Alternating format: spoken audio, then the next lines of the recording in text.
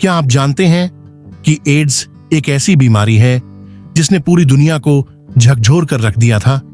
यह कोई साधारण बीमारी नहीं है, बल्कि एक ऐसी महामारी है जिसने स्वास्थ्य जगत को गंभीर चेतावनी दी और लाखों लोगों की जिंदगी बदल दी। HIV के कारण होने वाली यह बीमारी पश्चिमी अफ्रीका में उत्पन्न हुई थी। यह माना जाता है कि HIV वायरस चिंपैंजी में पाए जाने वाले सिमियन इम्यूनोडेफिशिएंसी वायरस से इंसानों में आया। वैज्ञानिकों के अनुसार यह संक्रमण 1920 के आसपास कांगो के किंशासा क्षेत्र में इंसानों में फैलना शुरू हुआ, जब कुछ लोगों ने संक्रमित चिंपैंजी का शिकार किया और उनका मांस खाया। आप लोगों को बता दूं, 5 जून 1991 को अमेरिका के लॉस एंजलिस में एड्स का पहला मामला दर्ज किया गया। शुरुआत में डॉक्टर इसे एक दुर्लभ बीमारी मानते थे, लेकिन जब यह तेजी से फैलने लगी और कई लोगों की मौत होने लगी, तब दुनिया को इस नए खतरे का एहसास हुआ। यह बीमारी मुख्य रूप से असुरक्षित यौन संबंधों, संक्रमित रक्त के आदान प्रदान, संक्रमित सुइयों के उपयोग और संक्रमित मां से बच्चे में प्रसारित होती है। 1980 के दशक में यह वायरस अमेरिका से निकलकर पूरी दुनिया में फैल गया और लाखों लोग इसकी चपेट में आ गए।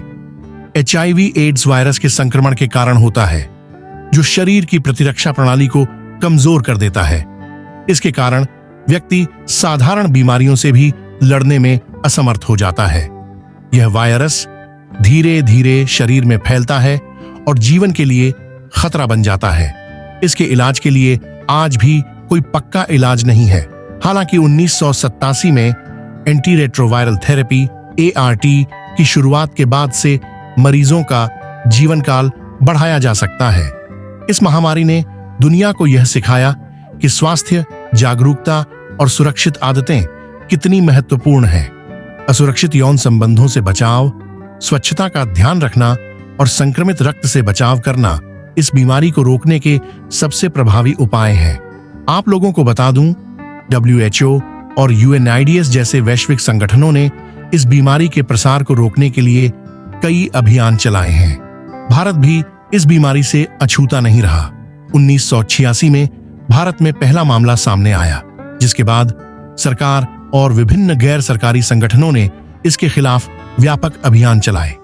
आज भी भारत में लाखों लोग HIV से संक्रमित हैं, लेकिन जागरूकता और चिकित्सा सुविधाओं के चलते हालात पहले से बेहतर हुए हैं। एड्स हमें यह सिखाता है कि सुरक्षा कोई स्थायी स्थिति नहीं है, बल्कि एक सतत प्रक्रिया है। हमें हमेशा सतर्क रहना होगा और स्वास्थ्य से जुड़ी जानकारी को अपनाना होगा।